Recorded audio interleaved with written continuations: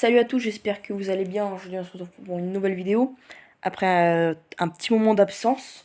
Donc on revient et aujourd'hui on va aborder les derniers transferts et les dernières rumeurs de transferts. Donc on est parti sans perdre de temps. Et donc on commence avec des anniversaires. On a notamment Yacine Adli, Djibril Sidibé, le champion du monde 2018, ou encore le joueur de la Juventus, Daniele Rugani. Et donc on commence avec Pedri. Donc il n'existe pas de clause à 110 millions pour Pedri, indique Fabrizio Romano. L'unique clause s'élève à 1 milliard d'euros. Donc il y avait eu une rumeur comme quoi on pouvait avoir Pedri qui avait une clause à 110 millions d'euros, mais apparemment c'est pas vrai, indique Fabrizio Romano. Ensuite nous avons Alain Saint-Maximin qui aurait signé son contrat du côté de Al-Ahly. Tout comme Fabinho, le Erwigo de Fabrizio Romano pour lui du côté de Al-Ittihad. L'AS Rome souhaiterait obtenir le prêt avec option d'achat de Renato Sanchez. Le PSG évalue le Portugais à 20 millions d'euros, une somme jugée trop élevée par les Romains. De nouveaux contacts vont avoir lieu donc pour le joueur portugais. Et on s'y attendait, c'était fait officiel, la Juventus est exclue de la Conference League 2023-2024. La vieille dame écope également d'une amende de 20 millions d'euros, dont 10 millions avec sursis. Donc on s'y attendait, ils avaient demandé à se faire exclure pour que toutes les charges contre eux soient abandonnées, et c'est chose faite. L'OM et Fenerbahçe sont parvenus à un accord pour le transfert de Cengiz Under, donc c'est fait, va quitter l'Olympique de Marseille. On s'y attendait pas trop. Tout comme Mauro Icardi qui va quitter le PSG et s'engager à Galatasaray contre 10 millions d'euros. D'ailleurs, c'est officiel pour lui. Moïse Saï prolonge à Strasbourg jusqu'en 2026. Tout comme Brice Samba du côté de Lens qui prolonge lui jusqu'en 2028. Donc un contrat de 5 ans pour le portier français. Et c'est quasiment fait pour Ousmane Dembélé du côté de Paris, puisqu'il va passer sa visite médicale au PSG à Los Angeles. Donc c'est quasiment fait pour l'ailier droit français, donc affaire à suivre. Tout comme Steffi m'avait dit qu'il va s'engager à Leicester en fin de semaine, montant de transfert 7,5 millions d'euros qu'il va récupérer à Montpellier dans la transaction pour le joueur anglais. Pour tenter d'arrêter de perdre du temps, les arbitres de Première Ligue additionnant le temps perdu sur les coups francs, les pénaltys et les célébrations de buts la saison prochaine. La saison dernière, le temps de jeu moyen dans un match était de 52 minutes et 43 secondes, donc petite nouveauté en Première Ligue. Petite info qui nous vient de Ligue 2, Jordan Tell aurait été licencié par Grenoble car il n'était pas présent à l'entraînement le 27 juin dernier pour la reprise. La raison, il participait à la Gold Cup avec la Guadeloupe. Donc voilà, il aurait été licencié par Grenoble parce que de ce que j'ai vu, il était arrivé avec une semaine de retard à l'entraînement. Donc voilà. Marquinhos aurait accepté de négocier avec Al Nasser. Le club a envoyé une offre officielle au PSG et à son capitaine, donc Marquinhos, qui pourrait lui aussi s'exiler du côté de la Saudi Pro League. Donc ça serait forcément dommage et une grosse perte malgré tout pour le PSG qui tente de se reconstruire cette saison. Donc affaire à suivre concernant le capitaine. La Real Sociedad négocie pour un prêt avec option d'achat du milieu de terrain Noni van de Beek, donc le milieu de terrain de Manchester United qui est devenu indésirable du côté de son club, qui n'a jamais réussi à s'imposer depuis son magnifique passage à l'Ajax, donc affaire à suivre pour ce joueur. Le Real Madrid n'est pas disposé à payer 250 millions d'euros pour Mbappé. La négociation se fait à travers d'intermédiaires, donc le Real, logiquement, ils ne veulent pas payer 250 millions pour Mbappé, c'est assez logique, puisque dans un an, ils peuvent l'avoir libre. Donc là, on va voir s'ils vont tenter de passer à l'attaque, disons, à la fin du mercato. Donc affaire à suivre pour Kylian. El Bilal Touré a passé sa visite médicale ce vendredi avec l'Atalanta. L'annonce de la signature est imminente, donc il devrait être annoncé. Ce joueur d'Almeria, qui va signer du côté de l'Atalanta, c'est quasiment fait pour remplacer probablement le départ à venir de Rasmus Højlund du côté de MU. Donc affaire à suivre pour El Bilal Touré, qui devrait être officialisé dans les prochains jours, voire prochaines heures.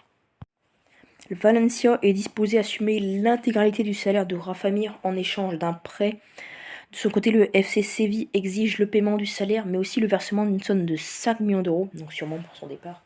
Donc Rafa Mir qui est sur le départ, du côté de Séville, lui qui ne s'est jamais vraiment imposé en tant que neuf. Donc tout pourrait se décanter dans les prochains jours, voire heures. La Real Sociedad étudie plusieurs options en Liga à l'étranger pour remplacer David Silva parti à la retraite.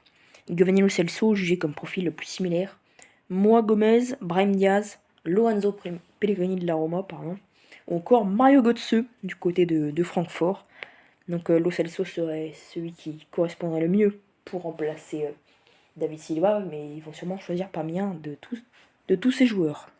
Dernière minute, le FC Barcelone et le Betis ont trouvé un accord pour le transfert d'Alex Collado vers le club andalou. Donc, Alex Collado, jeune joueur du FC Barcelone, pour quitter le club pour rester en Espagne du côté du Betis. Malgré la venue de Layvin Kurzawa au Japon, il n'est pas dans les plans du Paris Saint-Germain. Donc, il est venu pour la tournée pour le faire jouer et tout cela.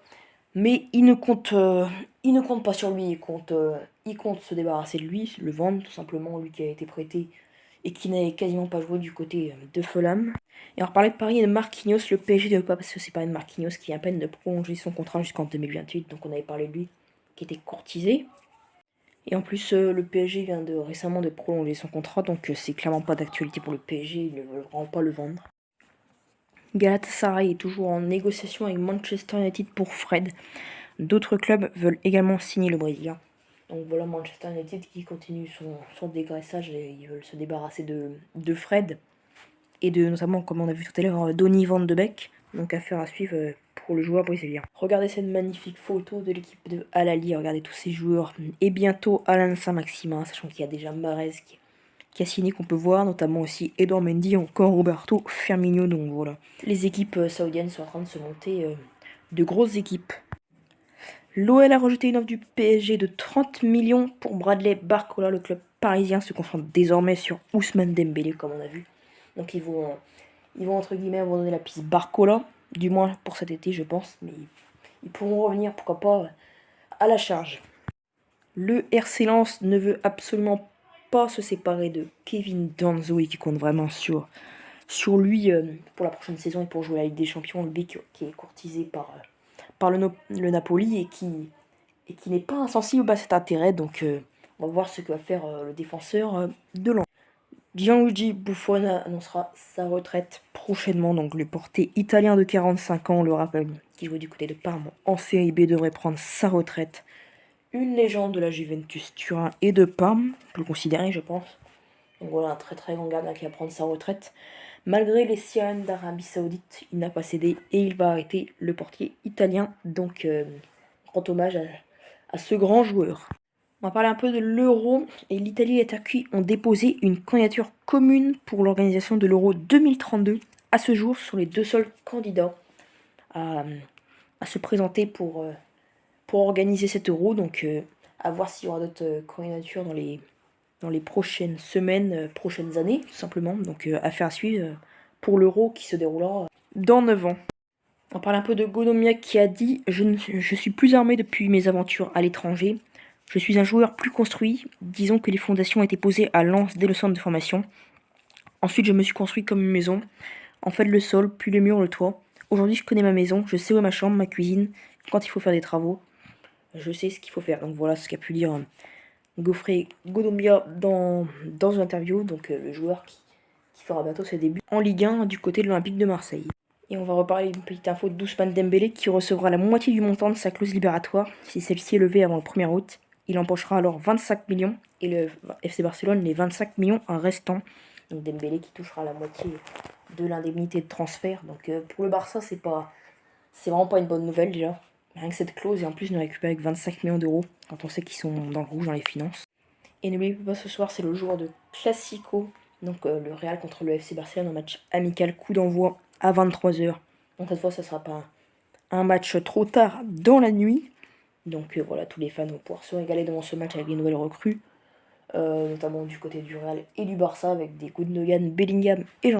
Et here we go pour Edison Cavani à Boca Juniors, l'international uruguayen qui quittera Valence gratuitement, lui qui refait une saison compliquée. Ces saisons sont compliquées depuis son départ du Paris Saint-Germain, donc il va tenter de se relancer pour ses dernières années de carrière, sûrement en Argentine. Et on parlait d'un jeune crack. Attention à la pression de Nicolas Jackson, le jeune Sénégalais de 22 ans, met l'équipe de Pochettino sur la bonne voie. Il avait joué 3 matchs pour 2 buts, 3 passés, donc une passe décisive contre Waxham, un but et 2 passes D contre Brighton et un but contre Newcastle. Donc attention à ce jeune crack qui a été recruté par les Blues et qui pourrait se faire une place de choix dans l'effectif de Mauricio Pochettino. John Textor a assuré à ses joueurs sa volonté de conserver tous les jeunes talents lyonnais, donc tout ce qui concerne Cherki, Barcola et Loukeba, entre autres, notamment Diomandé, je pense qu'on peut le compter aussi dans l'équation. Tout cela devrait être conservé, il le leur a dit. Donc c'est une très bonne chose pour l'Olympique lyonnais de conserver ces jeunes joueurs. Et le centre de formation lyonnais est toujours très performant. Et on parle du foot féminin et de la une de l'équipe du jour. À l'attaque qui titre pour le France vs Brésil qui commence aujourd'hui. Là, l'enregistrement de la vidéo, il est commencé depuis une dizaine de minutes environ. Muette contre la Jamaïque 0-0. Les Bleus opposés aux solides brésiliennes pour une affiche de prestige vont devoir se lâcher. Il leur faudra une grande victoire pour s'ouvrir en grand les portes des huitièmes de finale. Donc les Bleus qui auront forte impression à faire, on leur souhaite bien sûr bonne chance. Donc voilà, c'est la fin de la vidéo, j'espère qu'elle vous aura plu. Si c'est le cas, n'hésitez pas à vous abonner et à liker. Et on se retrouve soit cet après-midi, soit demain pour la suite, pour la partie 2 justement. A bientôt, ciao.